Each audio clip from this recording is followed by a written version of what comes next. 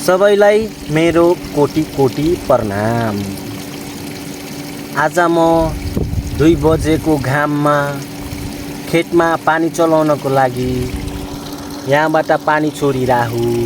अब यहाँ बसेर अरू केही त गर्ने होइन त रे। अब हेर्ने लाइन साइन गयो भने टक्क निभाउने मोटर, भन्न भने लाइन आयो भने झट्ट मोटर चाहिँ स्वाहा। तपाईहरुको लागि भनेर म एउटा मिठो र हँसिलो गाना गाउँदैछु है, सुनिदिनु होला। जुनेली रातमा दिउँसोको घाममा 12 बजे दिउँसोको घाममा पम्पी साथ चलाइरहेको छु म छाता ओढेर। के गर्नु यस्तै हो अब खेत गर्नको लागि त बिउ रोप्नको लागि त पानी हाल्न परिहाल्यो। ठिकै छ केटा। अब गाउँघरमा बसेपछि यस्ता कुराहरूको अनुभव चाहिँ गर्नुपर्छ, किनभने अघि गएर फ्युचरमा गएर सबैलाई काम चाहिँ लाग्छ। गाउँमा बस्नेहरूको लागि त अब एउटा चाहियो नै चाहियो हो, किनभने अब खेत गर्नको लागि पानी त चाहियो, पानी सिच्नको लागि यो चाहियो। त्यही हो, अब 100मा 80% चाहिँ गाउँघरबाटै हुन्छन्। गाउँघरमा खेतबारी गर्न चाहिँ आउँछन्। अब आएपछि अब यस्ता कुराहरू चाहिँ देखिराख्छन्, थाहा होला। अब सहरमा बस्नेहरूलाई थाहा छैन होला। लगभग मेरो अनुभवमा चाहिँ हामी चाहिँ पर्यो गाउँमा बस्ने। अब खेत हिलो पार्नको लागि पानी छिराउनै पर्यो।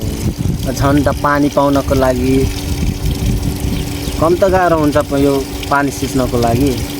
साला दिउँसोको 2 बजे घाममा पानी चलाएर फेरि यहाँ बस्ने, फेरि खेतमा गएर हलो चलाउने, खेत बनाउने, पानी पुर्याउने, अनि बल्ल त बिउ रोप्नु पर्यो।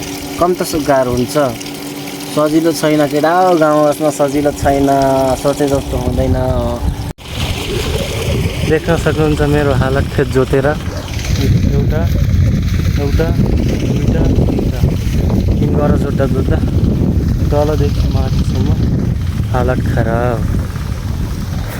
पुरै हिलोले छेपिदिन्छ यार, पुरा मुखभरि हिलो छ।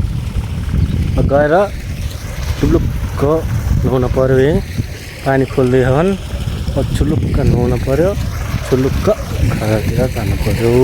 हुन्छ हाम्रो बाजे हुन्थे नि, त्यही जोत्ने कुरा धोइराख्नु भएको छ। अब टक्क मनी हात साथ धोएर निस्किने हो। म पनि तलक्क लाएर नुहाउने हो, गएर तलक्क लाएर नुहाउने हो।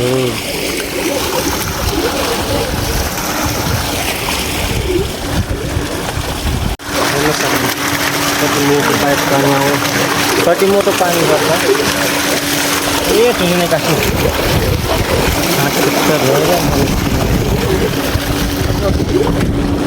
हात खुट्टा धोएर म निस्किने आफू। म यहाँबाट बिदाबारी लिगिराहु।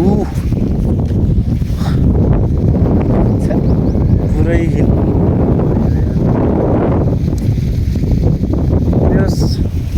राम्रै लाग्दो रहेछ जोत्दाखेरि भयो। आजको लागि यति नै, अरू त पछि जय नेपाल। सबैलाई जय नेपाल है त।